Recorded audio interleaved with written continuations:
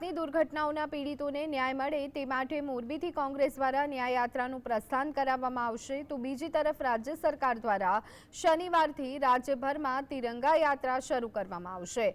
ત્યારે બંને યાત્રા પર રાજકારણ ગરમાયું છે। એવામાં કોંગ્રેસની ન્યાય યાત્રા અંગે ગુજરાત સરકારના પ્રવક્તા મંત્રી ઋષિકેશ પટેલે જણાવ્યું છે કે કોંગ્રેસના શાસનમાં અન્યાય સિવાય જનતાને કશું જ મળ્યું ન હતું।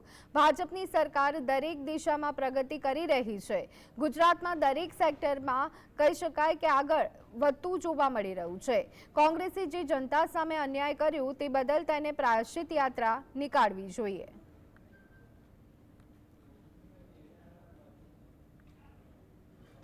ભૂતકાળની અંદર કોંગ્રેસના શાસનનો તમામ તમે સરવાળો કરો તો ક્યાંય દેશમાં એનું સ્થાન નહોતું।